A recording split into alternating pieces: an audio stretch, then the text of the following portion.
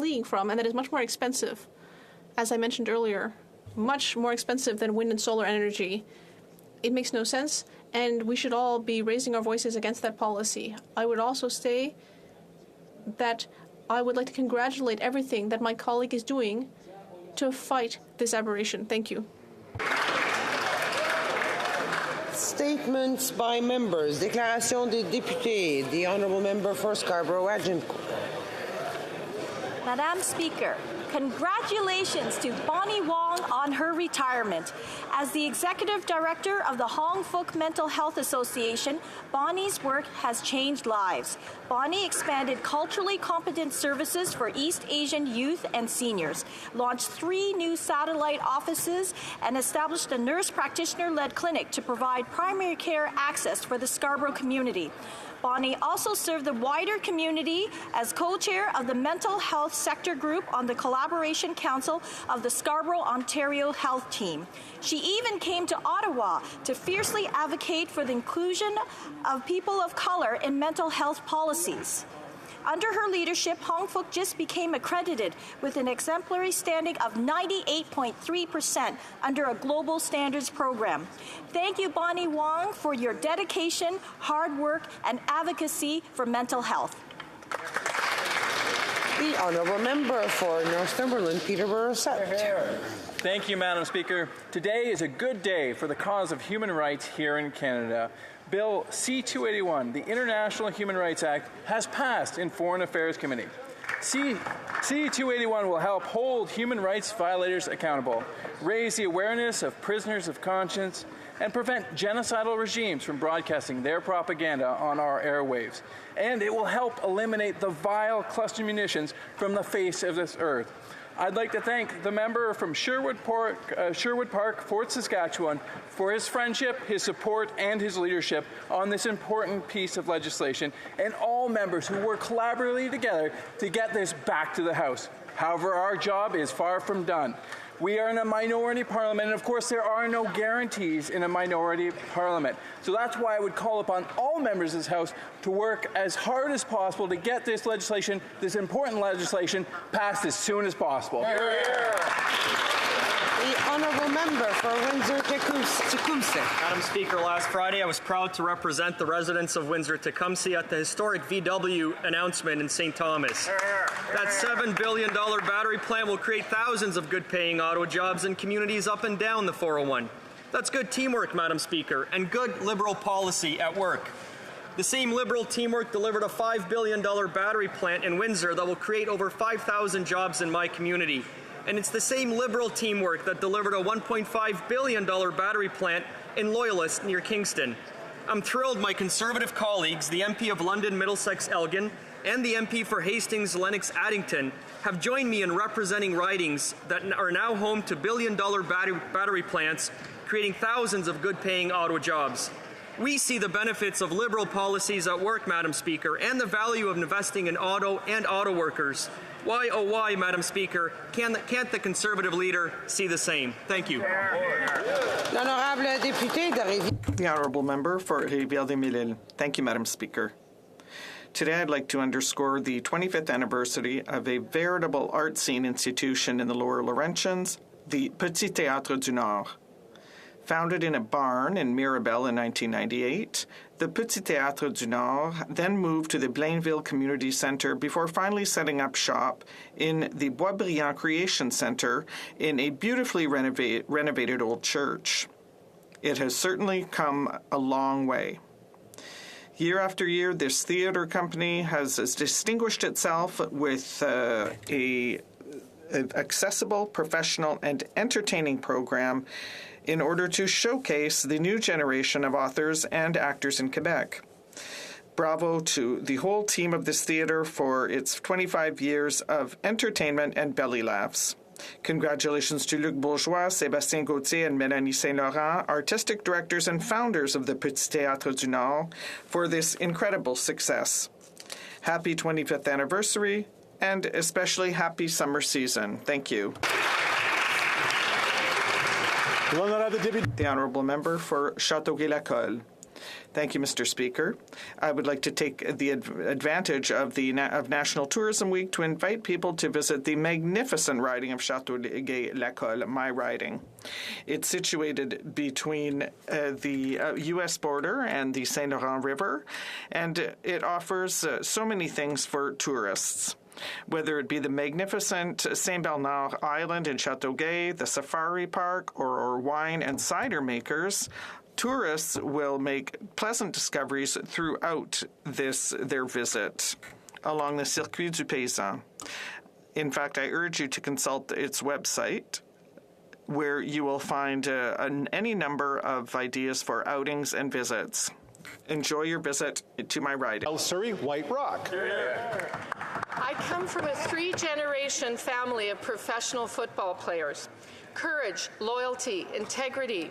This is the motto of Simon Fraser University's legendary football program that has developed elite athletes from across Canada for 58 years, producing 217 CFL draft picks.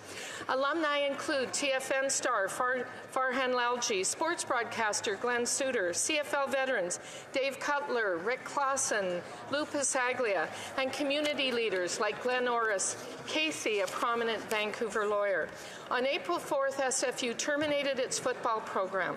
The 97 student athletes on the current roster were blindsided by press release during exams.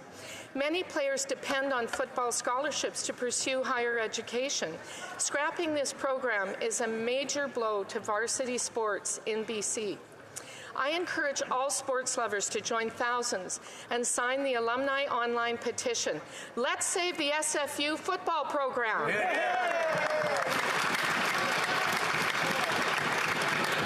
The Honourable Member for Ottawa Centre. Well, thank you very much, Speaker. And I'm sure you have noticed that the days are getting a little longer and the sun is shining a little brighter. With spring in full bloom and summer just around the corner, I'd like to take this opportunity to highlight some active ways my community of Ottawa Centre, as well as visitors to our nation's capital, can get out to enjoy this beautiful city. Speaker, this summer, Ottawa will see the grand opening of the new Chief William Commanda pedestrian bridge, made possible by an $8.6 million investment by the Government of Canada that will connect bikers and pedestrians across the Ottawa River between Ottawa and Gatineau. We will also see the return of NCC weekend bike days, encouraging residents to use our parkways without their cars. These initiatives build on Ottawa's growing active transportation network, which includes new paths across LeBreton Flats, the iconic Flora footbridge, hundreds of kilometers of bike paths, and quite possibly in the future, a fully pedestrianized Wellington Street.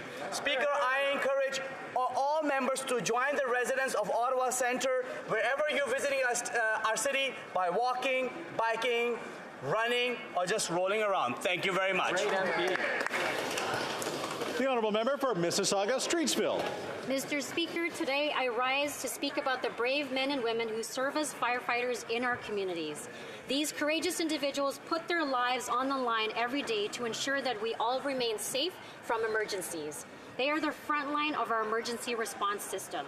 A few weeks ago, I was fortunate enough to meet with a few of the firefighters and their union from my riding of Mississauga-Streetsville.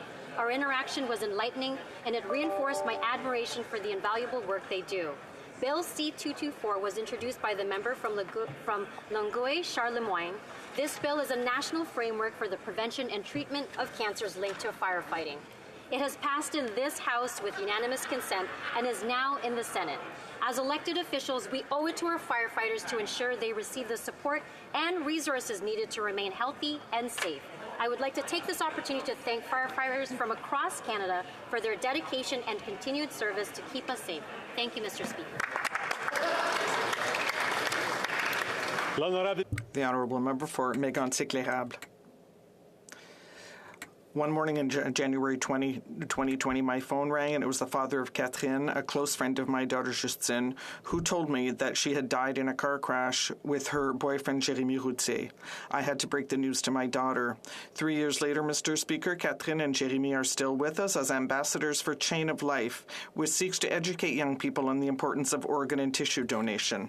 Her brother Philippe Poulain, Elie Lessard, Michael Binet, Alex-Antoine Mercier, and Émile Brousseau, with the help of Félix Tanguay, Samuel Laflamme, and Megan Bolduc, produced a touching video which starts with an image of the accident, in which says, "When I die, my brain shuts down, I leave my body, my soul flies away, but my skin can still touch, my lungs can still breathe, my bones can still crack, my muscles can still flex, my eyes can still see, and my heart can still love."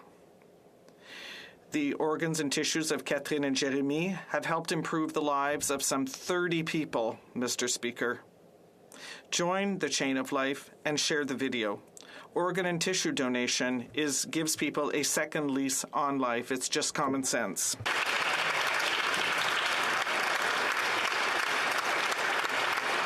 The Honourable Member for Vancouver-Granville.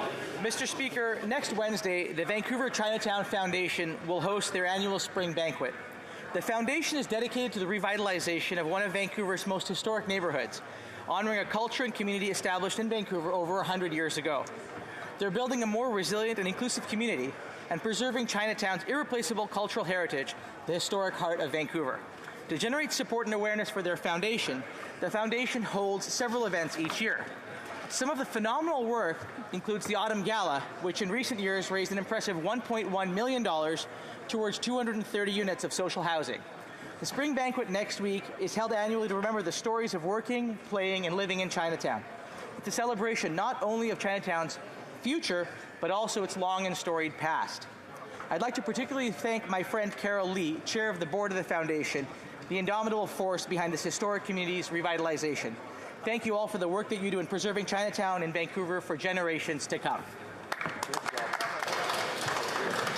The Honourable Member for Cumberland-Colchester.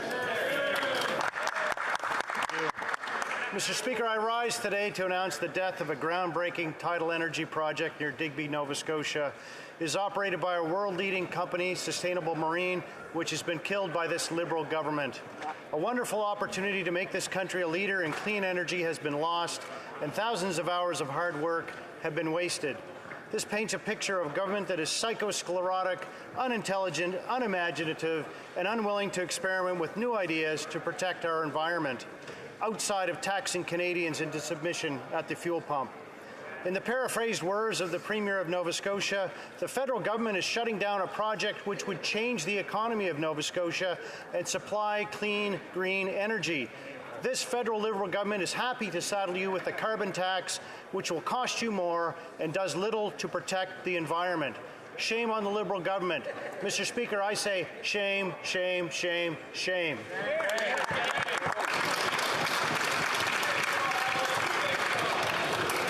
The Honourable Member for Haldeman Norfolk. McKinsey & Company has been connected to the Canada Infrastructure Bank since the beginning. It was McKinsey CEO Donovan Barton that recommended the bank's creation. Then they funneled from the bank $1.4 million in contracts to McKinsey. Then a bunch of McKinsey loyalists were hired at the bank. Now these former executives, board chairs, and even the Minister of Infrastructure refuse to appear at the Committee on Transport and Infrastructure. These taxpayer-funded executives with six-figure salaries, some are receiving big payouts and bonuses, think that they don't have to answer to Parliament. Mr. Speaker, the committee was cancelled today at a cost to taxpayers. That is why I'm putting the witnesses on notice. Conservatives will be demanding that these witnesses appear at committee. They can come the easy way, they can come the hard way, but they will come to committee and they will answer to taxpayers. Hear, hear. The Honourable Member for Sudbury. Mr. Speaker, last month, La Nuit sur l'Étang celebrated its 50th anniversary in our community. La Nuit sur l'Étang is a Franco-Canadian music festival which is held every year in my riding of Sudbury. La Nuit sur l'Étang, the Night on the Pond, contributes to the development and thriving of Franco-Ontarian culture, especially in Northern Ontario. La Nuit sur l'Étang has played an important role in promoting Franco-Ontarian musicians and has exerted a decisive and lasting influence in the Francophone artistic area. Mr. Speaker, I would like to recognize the eminent history of La Nuit sur l'Étang, and I'd like to congratulate the team, the volunteers, and the musicians for their remarkable work, their dedication, and their passion. Congratulations for these outstanding 50 years. The Honourable Member for Skeena Bulkley Valley. Mr. Speaker, when I first visited Bella Coola, several New HoC people encouraged me to track down Clyde Tallio, their knowledge keeper. The word knowledge keeper conjures an image of a wizened elder, so I was surprised to discover that Clyde was an energetic 30-year-old. After high school, instead of university, Clyde undertook 5 years of intensive traditional training with a group of elders and became one of only a handful of people who speak the New HoC language fluently. He was initiated as an AUK, a ceremonial speaker and knowledge keeper. Clyde's work revitalizing the New HoC culture, language, and ceremony has now spanned 2 decades and made a tremendous impact. And next month, the University of British Columbia is bestowing upon him an honorary doctorate in recognition of his work. I spoke to Clyde the other day, and he told me, "Our ways work. Our ways are relevant. Our ways are the future." Congratulations, Clyde, and thank you, Mr. Speaker.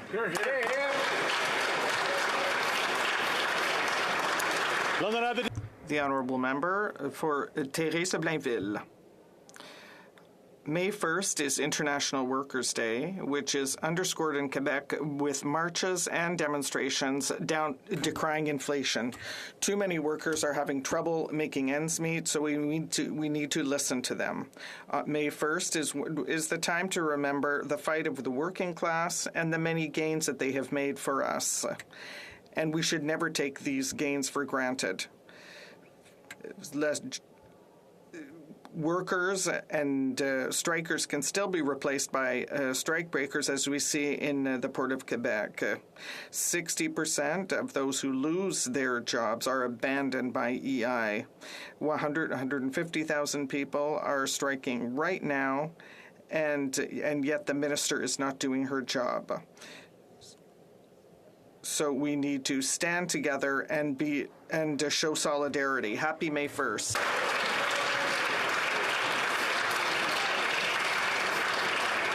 The Honourable Member for Tobique-Mactaquac. Mr. Speaker, it takes an unforgettable amount of incompetence to increase public service spending by 53% and still end up with the biggest federal public service strike in history. Yeah. And where's the Prime Minister this weekend? He's making a brand new start of it in old New York, New York. Oh. We jest, but with how often he's out of the country, you would really think he was Frank Sinatra. We all know that at the end of the day, he likes to say, "I did it my way," while everyday Canadian struggles thanks to ever-soaring inflation. Liberal insiders are still singing, "Fly, fly, come fly with me, even to the moon and back." Well, Mr. Speaker, Canadians can't fly with this liberal elite when their cost of living is so out of reach. The Prime Minister may be in his New York state of mind, but Canadians no longer care the way he looks tonight because after 8 long years, they felt like strangers in the night. Well, Mr. Speaker, the best is yet to come because nationwide, as the moon hits their eye, Canadians realize that they deserve a bigger piece of the pie. And thankfully, just in time, a Conservative government will bring it home, and that will be amore!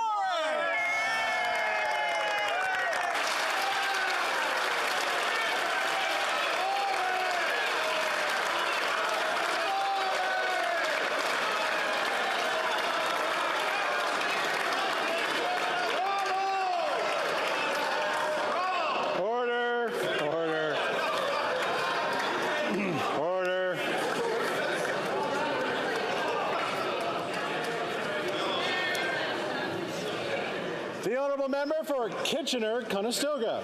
Thank you, Mr. Speaker. The best time to plant a tree was 20 years ago.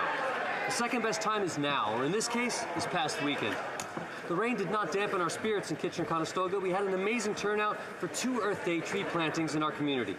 I spent the morning with the organization Trees for Woolwich, planting, staking, and sheltering over 100 trees in the Elmira Nature Reserve.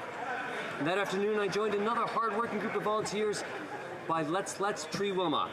This organization dedicated their time and efforts to extend the forest between Schmidt Woods and the Highway 78 in Baden. Nature-based solutions play an important part in protecting our environment. Trees help clean the air we breathe and the water we drink. They shelter and protect biodiversity. Investing in nature is one of the most affordable climate actions we can take.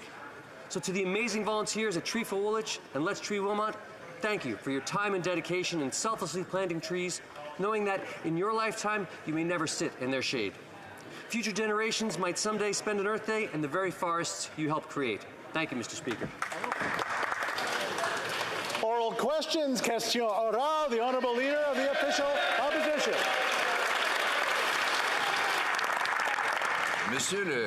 Mr. Speaker, after 8 years of this Prime Minister, 1 out of 5 Canadians is skipping meals and 1.5 million have to go to food banks just to eat.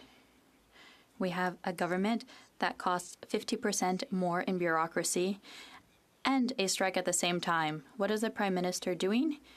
He went on vacation to New York with fancy people who have a lot of money but not a lot of common sense. So when will the government and the Prime Minister get back to work? The Honourable President of the Treasury Board. Thank you, Mr. Speaker. I think the question is, what's happening at the negotiating table? Mr. Speaker, what's happening is that we are working very hard to reach a deal that is reasonable for employees and reasonable for Canadians. We're working tirelessly to ensure that this deal will put an end to the strike. And of course, Mr. Speaker, we respect the strike, but we are working very hard at the table now. The Honourable Leader of the Opposition. Prime Minister, Canadians are broke and the government is broken. Here we have 1 in 5 Canadians skipping meals because they can't afford the price of food. 9 in 10 young people say they can't afford housing. No wonder the Prime Minister has doubled the rent, doubled needed mortgage payments, and doubled down payments. Crime is raging out of control on our streets, and there's the biggest federal strike in Canadian history. What's the Prime Minister's priority?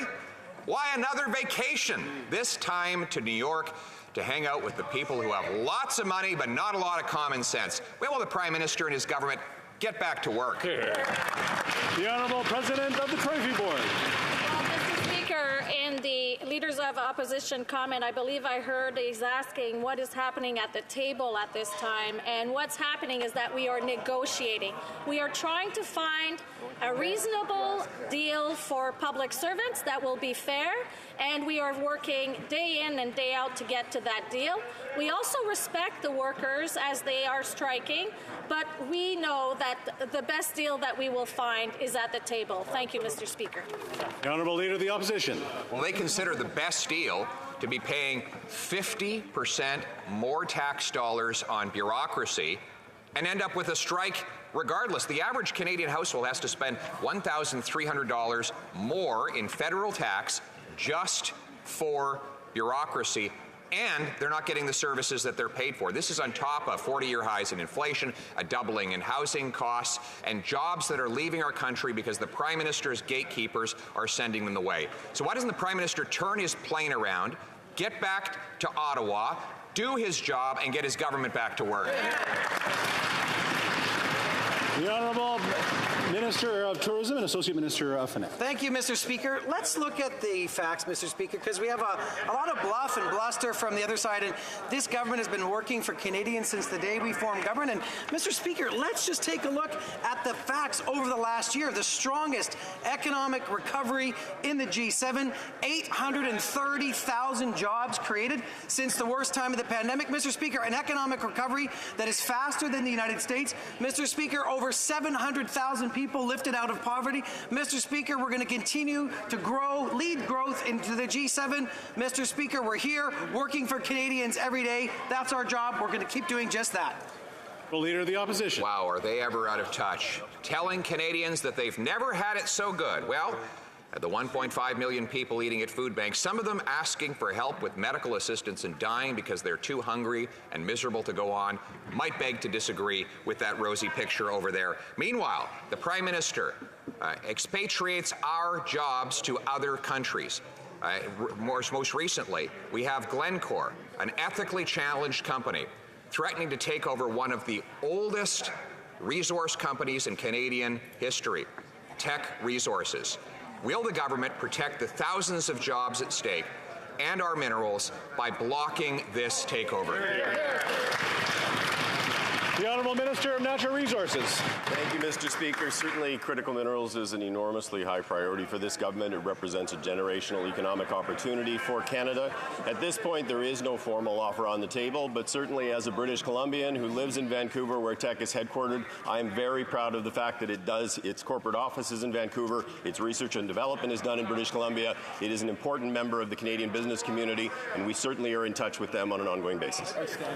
The Honourable Leader of the Official Opposition. Well, what we need to do is bring home more control over our resources into the hands of Canadians rather than shipping our jobs overseas as the Prime Minister has been doing now for 8 years. We could do that by getting rid of the gatekeepers to quickly build natural gas liquefaction facilities, getting rid of the gatekeepers so that we can have the tidal power developed clean, green in Atlantic Canada, and of course getting rid of the gatekeepers to build more hydroelectric dams au Quebec, and finally, by blocking this foreign takeover by an unethical overseas company, will the Prime Minister finally bring it home for Canada and block this takeover? The Honourable Minister of Natural Resources. I'm not sure where the honourable member has been sitting for the past few weeks, perhaps behind a gate, because if you actually look at the work that has been done, the approval of a recent LNG project, 2 critical minerals mines, a major port expansion, and just yesterday TD put out a report that said Canada is the second best place in the world to invest in terms of the green economy, largely as a result of the investments we've made in the budget. I would encourage my honourable friend to do his homework.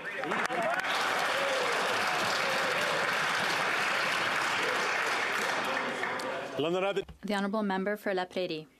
Mr. Speaker, who is telling the truth? On Tuesday, the 2019 Liberal campaign director, Jeremy Broadhurst, said that CSIS informed him of foreign interference in the riding of Don Valley North and that he informed the Prime Minister on September 29, 2019.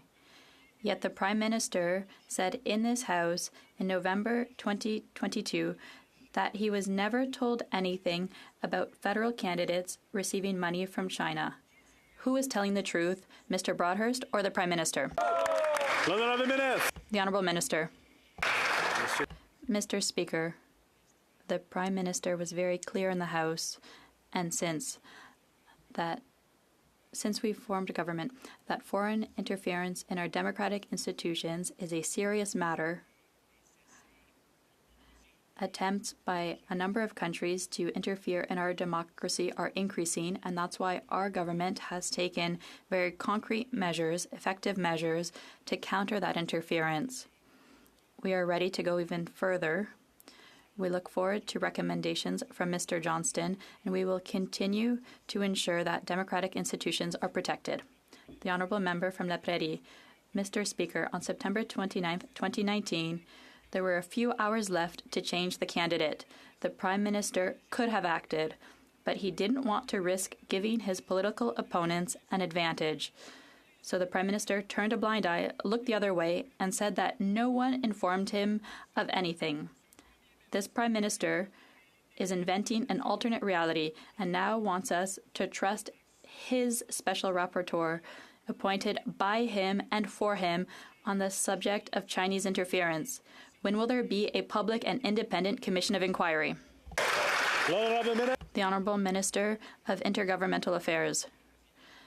Mr. Speaker, we believe that Canadians have reason to believe in the work of Mr. Johnston, in his service to Canada in a number of roles, in his integrity.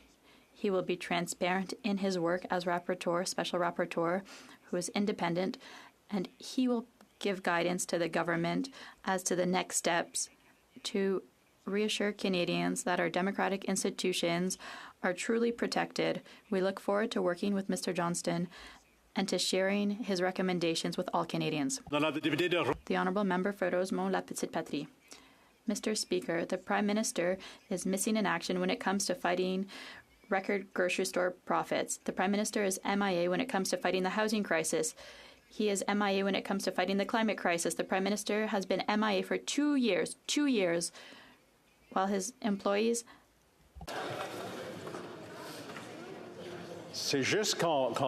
It's just that we are getting close to something we can't say in the House when it comes to whether someone is here or not. I want the honourable member to restart his question, perhaps with a little bit more precision. Thank you very much. The honourable member for Rosemont-La-Petite-Patrie. Mr. Speaker, the Prime Minister is not doing anything to fight the record grocery store profits. The Prime Minister is doing nothing to fight the housing crisis. The Prime Minister is doing nothing to fight the climate crisis. The Prime Minister has done nothing for 2 years, while public servants have just been calling for wages that keep up with inflation. When will the Prime Minister show up to work, respect public servants, and give his minister a mandate to resolve the issue?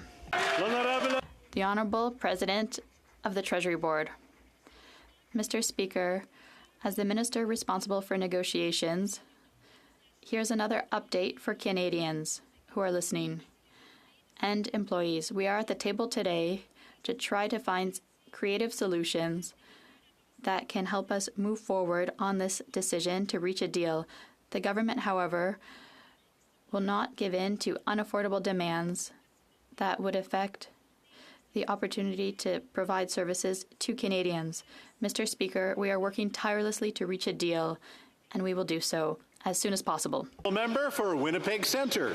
Mr. Speaker, most of the public service workers on strike are women, some of them trying to raise their families on $40,000 a year. And where's the Prime Minister? In New York, announcing funding for international women's organizations while cutting $150 million from women. And I know I'm order for a second. I'll back it up. We are getting into a place where we know something's happening, but we can't really say it here on the floor of the chamber, whether somebody's here or not. So we just need to be careful and judicious in the words that we're using in our question. So I'll go back to the honourable member for Winnipeg Centre, maybe to back up and restart her question and try to stay away from maybe who's here or who's not here. Mr. Speaker, most of the public service workers on strike are women, some of them trying to raise their family on $40,000 a year. And what is the Prime Minister doing? Announcing funding for international organizations while cutting $150 million from women's shelters here in Canada and refusing to reach a fair agreement with PSAC workers. He has to support women internationally and here at home. He must do both. Does he really think that he's fooling Canadians with his fake feminism? The Honourable Minister. Mr. Speaker, this government has always been there for women and will continue to be there for women. When the pandemic struck, Mr. Speaker, we saw what was happening. We knew that grassroots organizations had to keep their doors open. We responded with $300 million in emergency funding, Mr. Speaker. That work continues with the action plan to end gender-based violence, with $500 million on the table. I am negotiating with provinces and territories right now to get this done. We have been there for women. We will always be there for women. Bravo. The honourable member for Thornhill. Speaker, the Prime Minister spent $21 billion more on public services that brought Canadians the biggest federal strike in Canadian history. There are more than 150,000 people blocking streets, they're blocking buildings, and they're now blocking critical infrastructure. Canadians trying to get a passport, call immigration, or talk to anyone at CRA can't do it because of this government's incompetence. He paid $21 billion to cause this strike. He took off on a private jet to lecture the world about climate change with the fancy people in New York. Will somebody kindly tell us how much it will cost for Canadians for him to end this strike? The Honourable Minister of Families.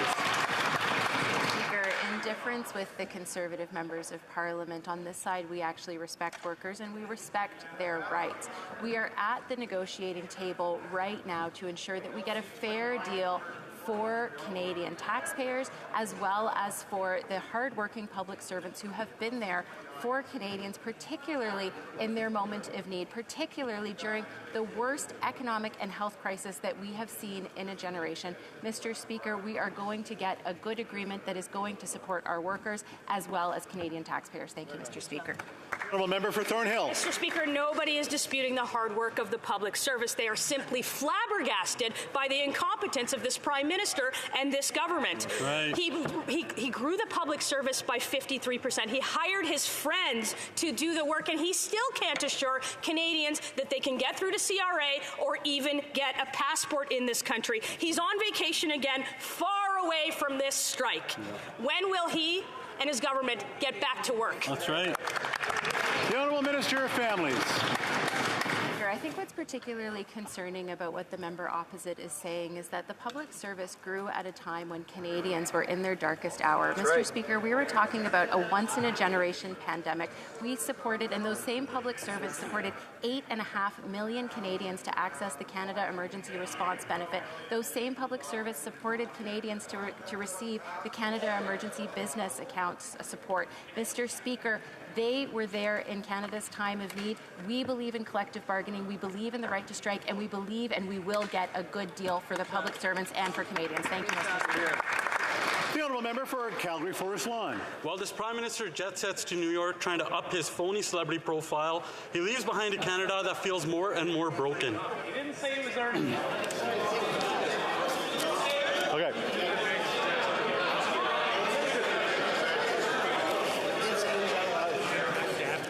The rule is specific, though, of whether a member is in the House or not out of the House. But you can't say indirectly what you can't say directly in the House. So we do have to be judicious in how we ask the questions and try to stick to the rules of the House of Commons. So I will let the Honourable Member for Calgary Forest Lawn continue with his question. The Prime Minister jet set to New York trying to up his phony celebrity profile while leaving behind a Canada that feels more and more broken. Only this guy could blow up the public service by 50%, costing an extra $21 billion and causing the biggest strike in Canadian history. A special kind of incompetence only this Prime Minister could accomplish. And after spending all that money, Canadians ended up getting longer lineups, bigger backlogs, and slower services. A job well filled. After 8 years of this costly coalition, when will this Prime Minister get out of his empire state of mind and get back to work? The Honourable Minister of Tourism. Mr. Speaker, you know, what's interesting about the other side is we've said time and time again that we respect collective bargaining. We're going to get a good deal for Canadians. We're going to get a good deal for the federal public service. But what the Conservatives don't want to talk about, Mr. Speaker, is all the stuff that they're going to vote against in the Budget Implementation Act. They're going to vote against a new tax credit to boost investment for critical mineral production. They're going to vote against tradespeople getting more money for their tools deduction. They're going to vote against getting good resource deals approved faster. Mr. Speaker, they're going to vote against economic development. We're going to keep working for Canadians. Honourable Member for Calgary Forest Lawn. Those empty words aren't going to fill the empty stomachs of Canadians as 1 in 5 continue to skip meals. And while the Prime Minister drops in on the Big Apple, Canadians can't afford many. This Prime Minister created a socialist paradise for his liberal insiders and elites, and his costly coalition NDP partner support all of this. They support the carbon tax scam that takes more from Canadians than what they get back in these phony rebates, making the cost of gas, groceries, and home heating more expensive.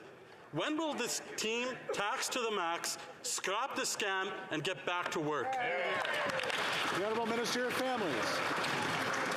Mr. Speaker, it's a bit hard to take the Conservatives at face value when they talk about Canadians in poverty, because when the Conservative government came into power in 2006, they were at 17th when it came to the OECD when it comes to child poverty rankings. By the time they left office 9 years later, they had fallen to 24th, Mr. Speaker. They had actually done nothing to alleviate people who were living in poverty. But you know what, Mr. Speaker? We came into office in 2015. We've helped 450,000 children get out of poverty. We've helped 2.7 million Canadians get out of poverty. Mr. Speaker, we're going to keep being there for Canadians, unlike the members opposite. Thank you, Mr. Speaker. The Honourable Member for Louis Saint Laurent.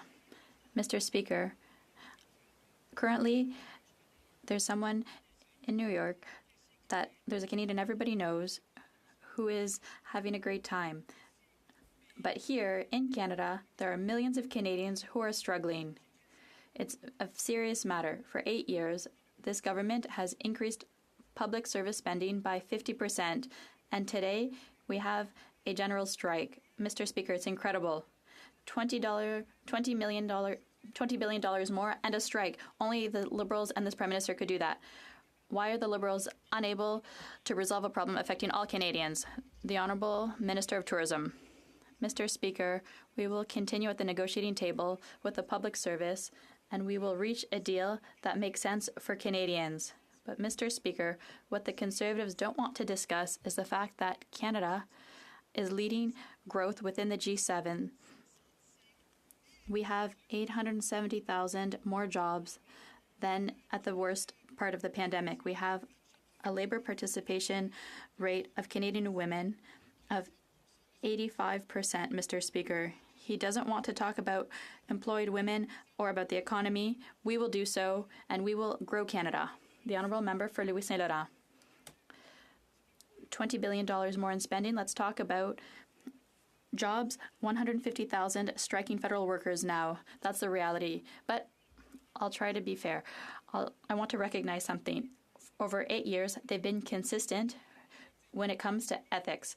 You'll remember the SNC Lavalin scandal, the We Charity, conflicts of interest with the Trudeau Foundation. When will the Prime Minister get to work for all Canadians rather than for his pals? The Honourable Minister of Tourism. Mr. Speaker, you've seen so much energy to talk about everything that the Conservatives want us to do for Canadians. But, Mr. Speaker, let's have a look at what the Conservatives will be opposing in the budget. They'll be voting against a tax credit to stimulate investment in critical minerals. They'll be voting against workers and tax deductions. They'll be voting against dental care for Canadians. It's shameful, Mr. Speaker. The Honourable Member for La Pointe-de-l'Île. Mr. Speaker, the government's Bill C-13 recognizes that French is under threat in Quebec. Yet yesterday, the Liberals tabled an action plan in which Quebec's share is $140 million each year for the promotion of English. $700 million over 5 years for English in Quebec and zero for French. Crumbs. So Quebecers are asking themselves today, does the federal government have numbers proving that English is threatened in Quebec? If not, why are the Liberals investing? Inaudible. The Honourable Minister of Official Languages. Thank you very much, Mr. Speaker. Mr. Speaker, yesterday was a historic day for official languages in this country, with an action plan, an historic investment of $4.1 billion to support our official language minority communities and reverse the decline in French throughout the country, including in Quebec. Mr. Speaker, the funding announced yesterday, well, we're not funding English in Quebec. We're funding the vitality of English-speaking communities in Quebec, along with French, and we are supporting jobs. Mr. Speaker, once again, yesterday was a good day. The Honourable Member for La Pointe-de-l'Île. Quite the logic there. I know the reaction of the government of Quebec was this. I have not yet seen in the plan any measures that are consistent with the Prime Minister's statement that French in Quebec is threatened. Mr. Speaker, in other words, there is nothing in there for French in Quebec, but there is $700 million for English. So if it's French that is threatened in Quebec and not English, why don't those $700 million go to French at work, promoting French? Yes. The Honourable Minister. Thank you, Mr. Speaker. Once again, yesterday we announced an action plan that is historic, $4.1 billion, once again, to protect and promote our official language minority communities, to reverse the decline in French in Quebec and everywhere in Canada. We're not funding English in Quebec. On the contrary, we're supporting the vitality of English-speaking communities. For example, with employment services and French as a second language programs will always be there to support our communities, to do everything to reverse the decline in French. Thank you. The Honourable Member for Longueuil-Saint-Hubert. Thank you, Mr. Speaker. The Liberals recognize that French is under threat in Quebec. It's even in Bill C-13. That's great. but they haven't changed a single comma in the federal strategy to promote English in Quebec. Despite their fine words, their action plan for official languages to 2028 is crumbs for French in Quebec and $700 million for English. What will have the most impact, do you think? Their rhetoric or $700 million invested directly in the Anglicization of Quebec?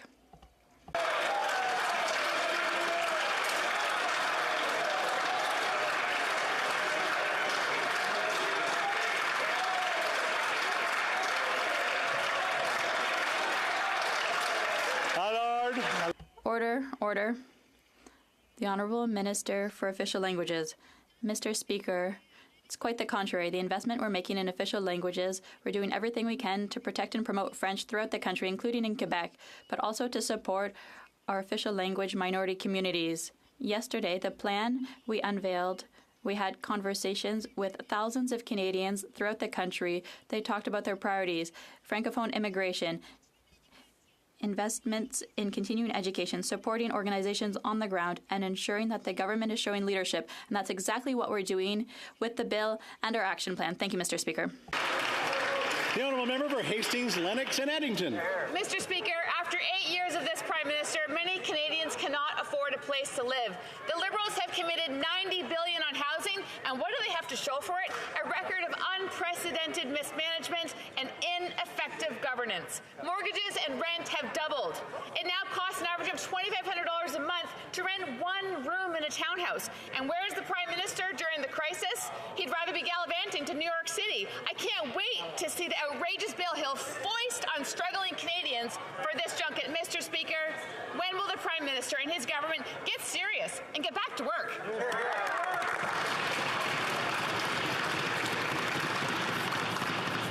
You need to remind each other again, one of us again, to not say whether someone's here or not. The Honourable Minister of Housing. Mr. Speaker, we have been working for Canadian renters, and we've been putting in place groundbreaking programs like the Canada Housing Benefit, which the party opposite voted against. And not only that, when we proposed the top-up to the Canada Housing Benefit to help vulnerable renters at this difficult period, what did the party opposite do? Not only did they vote against this really badly needed help, they played procedural games, Mr. Speaker, in this House to delay passage of much needed support. So Canadians can see through their rhetoric. They can come here and talk about supports for rent, but when it comes time to actually do the work, they're MIA. The Honourable Member for Parry Sound, Muskoka. After 8 years as Prime Minister, Canadians cannot afford a home of their own. $2,500 a month to rent for a couple to rent a room in a townhouse. Not the townhouse, just a room. Mortgage payments have doubled. Construction of new housing is actually in decline. Their $90 billion transformational housing scheme is making the situation worse. And, of course, the Prime Minister would rather be hobnobbing with his rich friends and other places. But while Canadians are struggling and can't afford a house, we want to know when this government's going to get back to work and work for Canadians. Here, here. Honourable Minister of Housing. Get along really well with my critic. He said recently that he's looking for literature to figure out how to build housing policy. Well, I'm happy to share our national housing strategy, Mr. Speaker.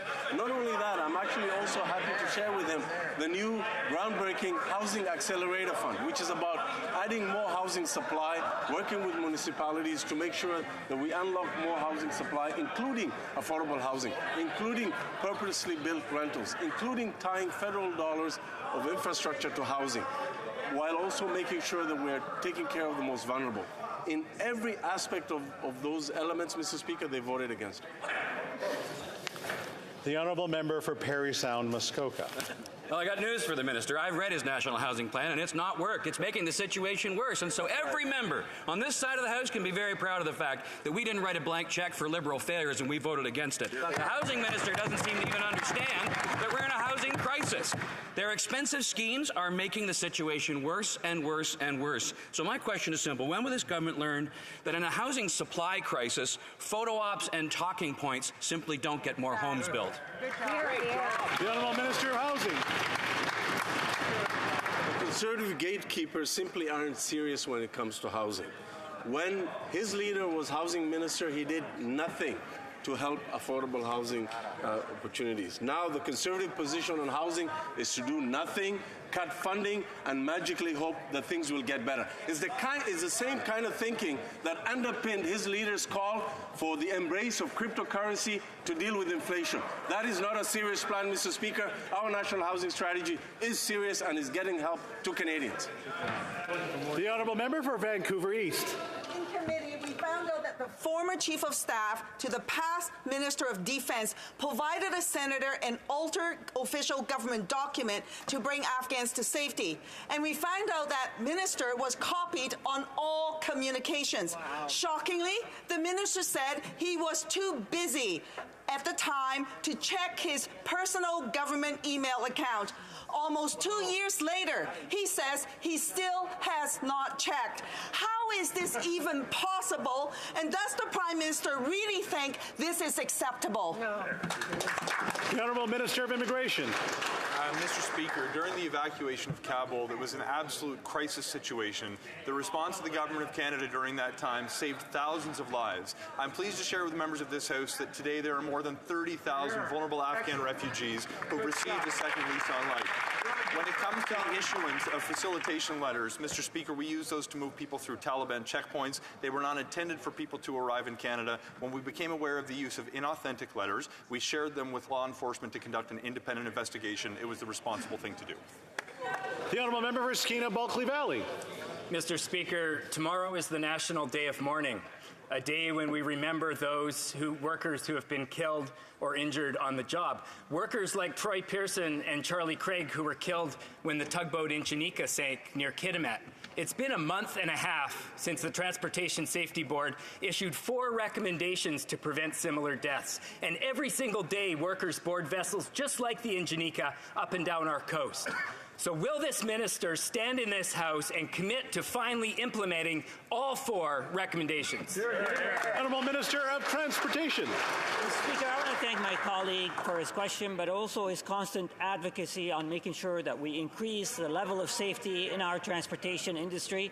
I met recently with Ms. Craig. I expressed our government's condolences to her for the loss of life, and I committed to her. I looked her in the eye, Mr. Speaker, and I told her we are going to take action based on the recommendations that the Transportation Safety Board has recommended. We are currently examining our options, Mr. Speaker, but we will take actions because one loss of life is too many.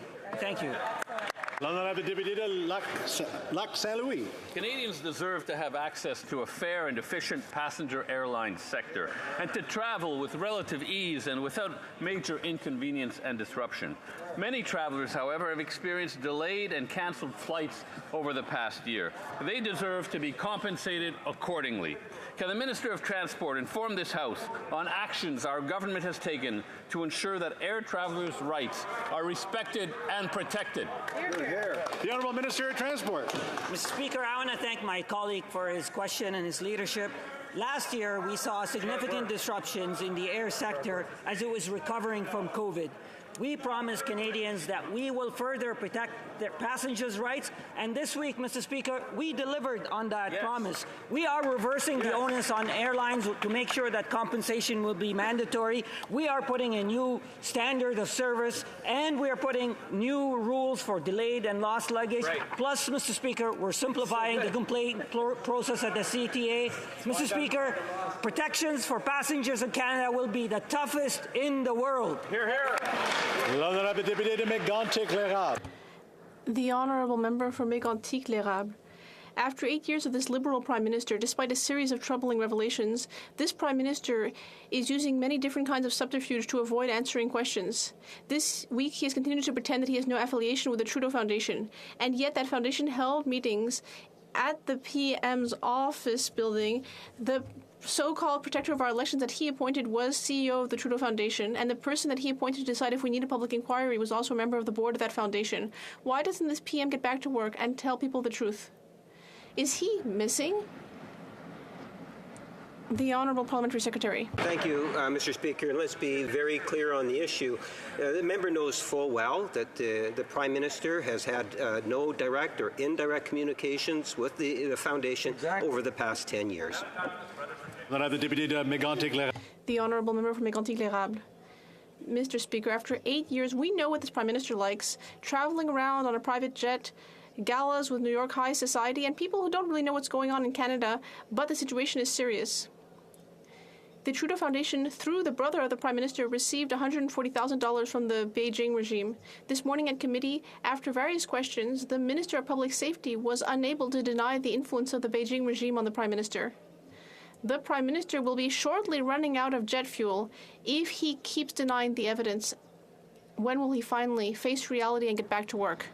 Parliamentary Secretary. Mr. Speaker, once again, I would reinforce, to be perfectly clear, the Prime Minister has no direct or indirect communications with the Trudeau Foundation, and that has been the case now for over 10 years. The Honourable Member for Regina, Wascana. Mr. Speaker, there's an old saying, you can't win if you don't try. In order for this Liberal government to resolve the Peace Act strike, rescue hundreds of Canadians stranded in Sudan, or answer basic questions of accountability about the Trudeau Foundation, this Prime Minister has to at least try. But I don't think the Prime Minister is trying too hard to solve these problems if he's hobnobbing with celebrities in New York City. Mr. Speaker, when is this Prime Minister going to get back to work and resolve these? I know, but we are running against the line. We continue to run against the line. So please, now who's going to? The honourable member, the honourable Minister of Foreign Affairs. Speaker, I just want to set the record straight. It's important that Canadians know that consular services helping on the crisis of Sudan right now are 24/7.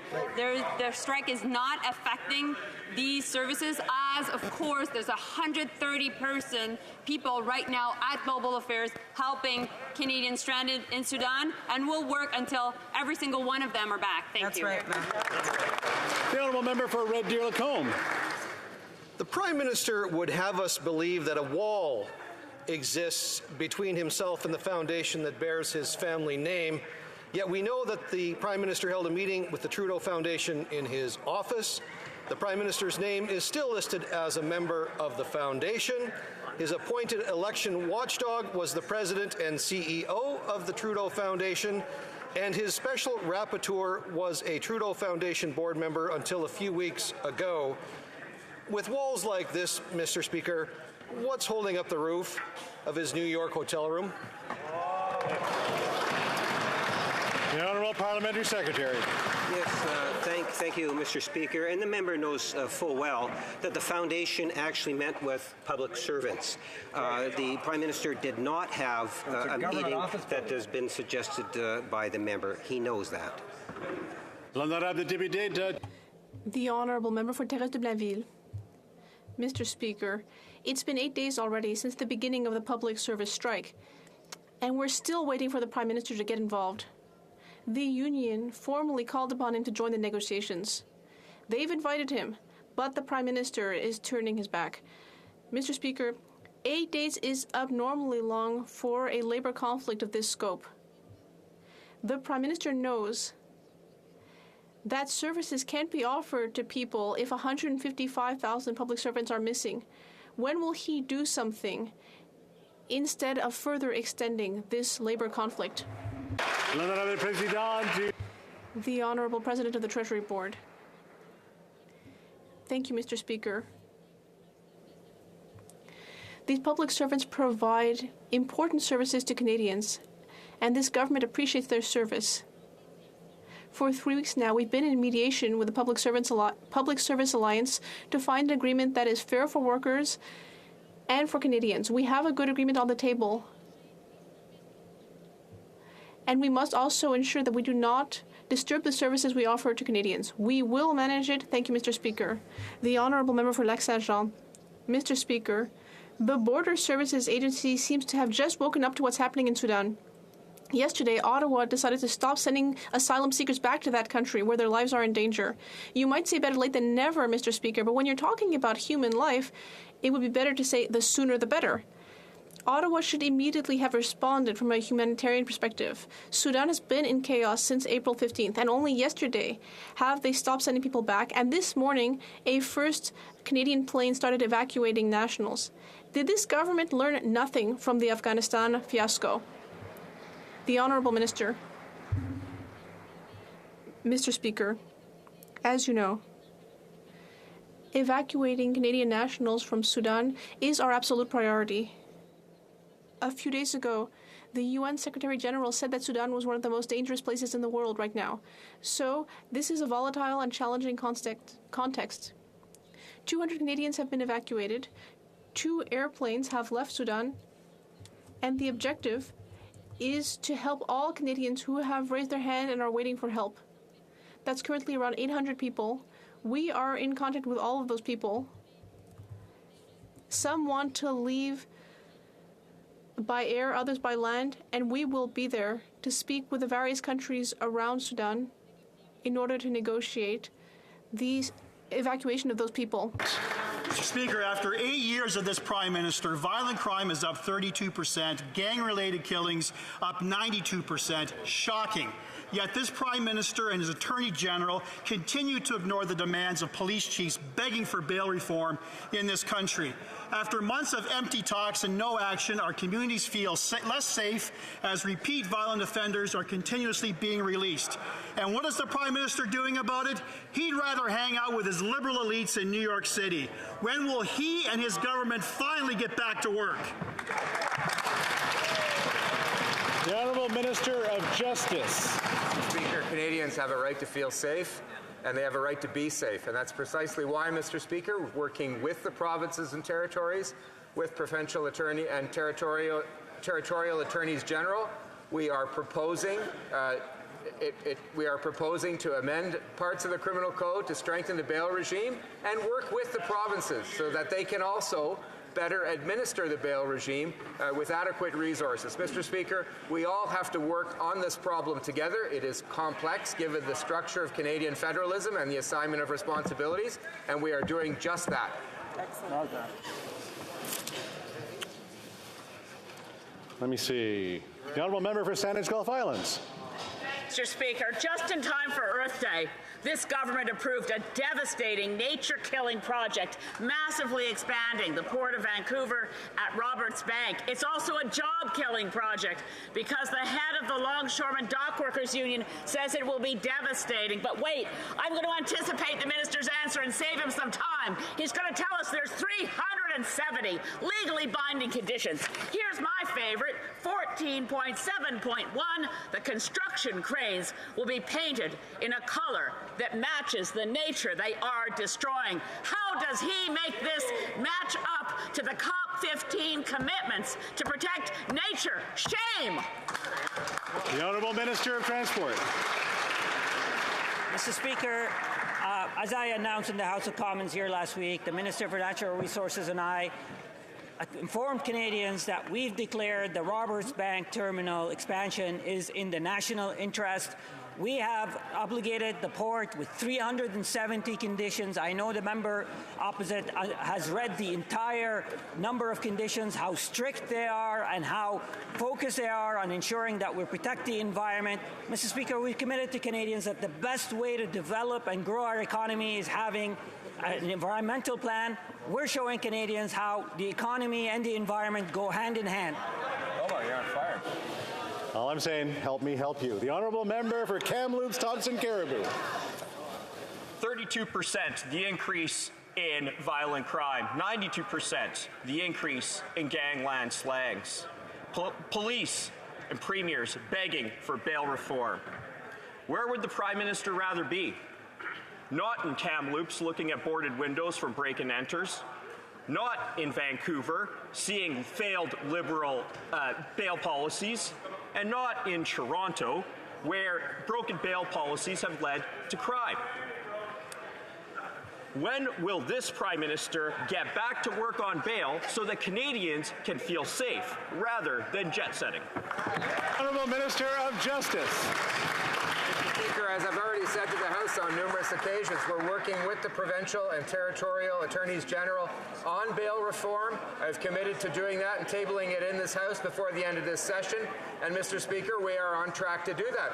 While I'm up, Mr. Speaker, let me tell the honourable members across the way and in this House and Canadians across Canada that yesterday we tabled in the Senate our government's response to fixing the sexual offenders registry, parts of which had been struck down by the Supreme Court of Canada.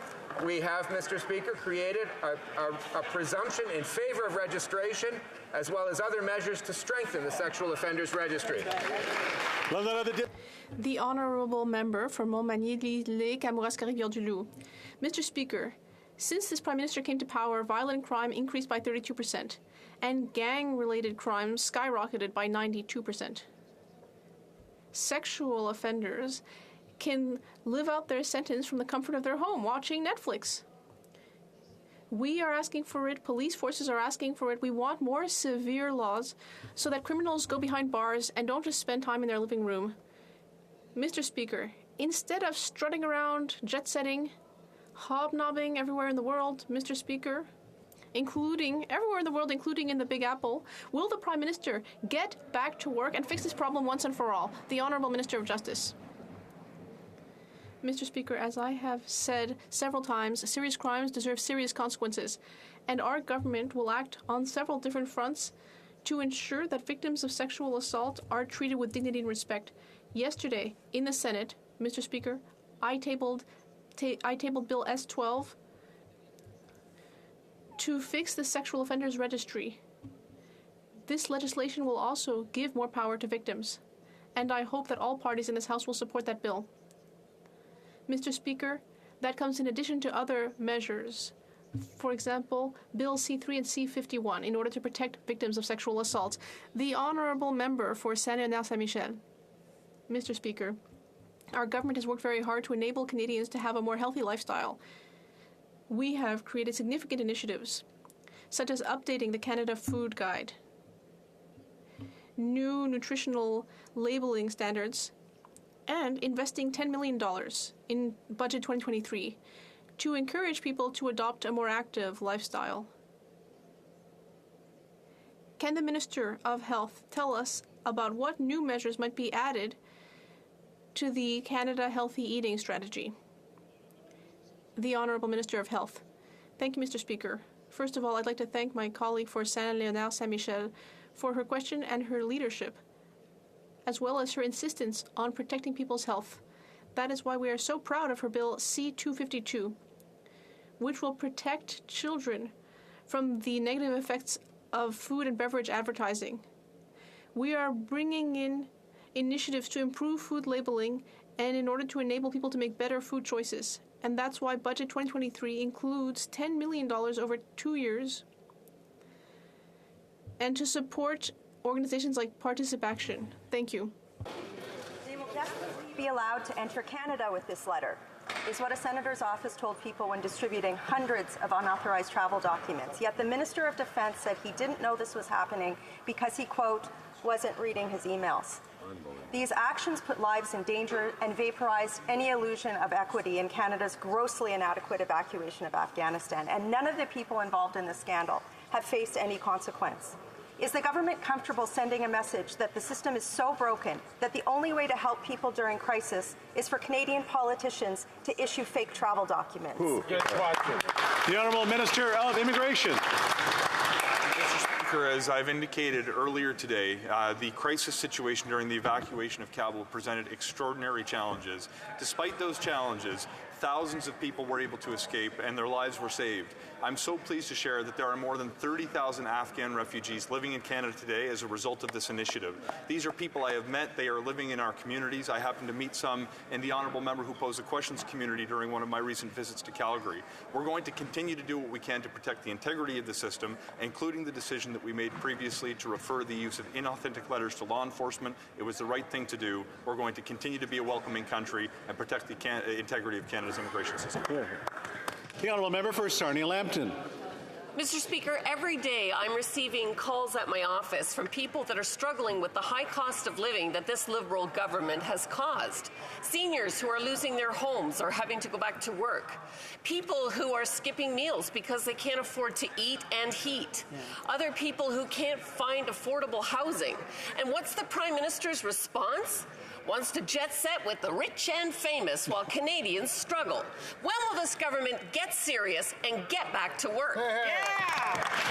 The Honourable Minister of Tourism, Associate Minister of Finance. Speaker, we are working every day on behalf of Canadians, and I hope that the Conservatives will have a change of heart from their normal approach, which is to vote against measures designed to help Canadians, like, for example, taking the pinch out of inflation, or perhaps making sure that there's $196 billion in our healthcare system to stabilize it for the next generation, or, heaven forbid, Mr. Speaker, the Conservatives actually lean in to grow the economy. I know it's hard because after 10 years when they were in office, we had no economic growth. We're on that track to grow the economy and to deliver jobs to Canadians. That's our job. We're going to continue doing it. Honourable Member for Dauphin, Swan River, Neepawa. Mr. Speaker, Canadians are struggling. The carbon tax is going up, which means the cost of gas is going up. The cost of groceries is going up. And the cost of home heating is going up. 1 in 5 Canadians are now skipping meals, and Canadians can't afford a place to live because rent has doubled under this Prime Minister. But Prime Minister doesn't care. Private jets and expensive hotel rooms won't get the job done. When will this Prime Minister and his government get back to work? A great question. The Honourable Minister of Families. Thank you, Mr. Speaker. Let's be very clear. Since the day we took office in 2015, we have been there to support Canadians. We have put in place the Canada Child Benefit, which helps 9 out of 10 Canadian families, has lifted 435,000 children out of poverty. Most recently have brought forward the Canada Dental Benefit, which so far 250,000 children now have been able to access the dentist. When it comes to childcare, Mr. Speaker, something the Leader of the Opposition calls a slush fund has helped thousands of Canadians, families across this country save thousands of dollars this year. Mr. Speaker, when it comes to climate change, we've put in place the Climate Action Incentive. We are there for Canadians every single step of the way. Thank you, Mr. Speaker. The Honourable Member for Calgary Skyview. Mr. Speaker, earlier this year, our government announced 2 major initiatives in Alberta and Saskatchewan that support Canada's commitment to investing in renewable energy and achieving the goal of net zero emissions by 2050. Can the Minister of Public Service and Procurement please share the details of these investments and how this furthers the government's goals on greening initiatives? Sure. Thank the member for Calgary Skyview for this important question. Recently, we announced agreements with Alberta and Saskatchewan energy providers to power federal buildings in their provinces with 100% green energy. This will help reduce emissions by about 166 kilotons of carbon dioxide equivalent, which is equal to the annual GHG emissions of more than 50,000 gas-powered vehicles. We're fighting climate change and greening government. Thank you, Mr. Speaker. The Honourable Member for London Fanshawe. Canadians in Sudan need our help right now. Our men and women in the armed forces are eager to help, but the minister put them on the sidelines at a critical time. When the government delayed deployment, there were reports that they were while the government delayed deployment, there were reports that they are now charging one Canadian family evacuated by the UK $10,000 for their flight home. Can the Canadian government explain why they acted so slowly to send our armed forces, and why did they charge Canadians thousands of dollars for trying to get home? L'Honorable Ministre des Affaires étrangères. Speaker, since the beginning of this crisis, we've been at it. 130 people at Global Affairs Canada have been reaching to every single Canadian that have been registered online on the Global Affairs website. 800 Canadians have raised their hand for support. 200 Canadians have left, and we will continue to help. This morning, 2 Canadian planes left Sudan. They're on their way to a safe third country. We also made sure that we were participating in international cooperation efforts. Since day one, Canadians have left Sudan. Thank you. Excellent. And that's all the time for question period today. I think the Honourable Member for Abitibi, Timiskaming, has Point of order. Yes, there was a consultation among the parties, and if you seek it, you shall find that there is unanimous consent with regard to the following motion, that this House requires that the CRTC act immediately in order to ensure that all responders that must answer 911 calls can answer quickly, effectively, and clearly in French. Thank you, Mr. Speaker. All those opposed, please say nay. All right. We have heard the motion, and so all of those who are opposed, please say nay. Motion has been adopted. It being Thursday, I'll recognize the Honourable Opposition House Leader for the usual question. The Honourable Opposition House Leader. Thank you very much, Mr. Speaker, and I would just ask the government if they could update the House as to the business for the rest of the week and for the next week ahead. The Honourable Parliamentary Secretary to the Government House Leader. Yes, thank you, Mr. Speaker. And tomorrow we will resume a second reading debate for Bill C-42 regarding the Canada Business Corporation Act. On Monday, we will continue to debate on Bill C-47, the Budget Implementation Act. Excellent. On Wednesday, we will commence report stage debate of Bill S-5, the Environmental Protection Act. For Tuesday and Thursday will both be opposition days. In order to assist the table, I will ask my friend, the Honourable Minister of Families, Children and Social Development, to confirm their designation following my statement, Mr. Speaker. And finally, Mr. Speaker, there have been discussions amongst the parties, and if you seek it, I think you will find unanimous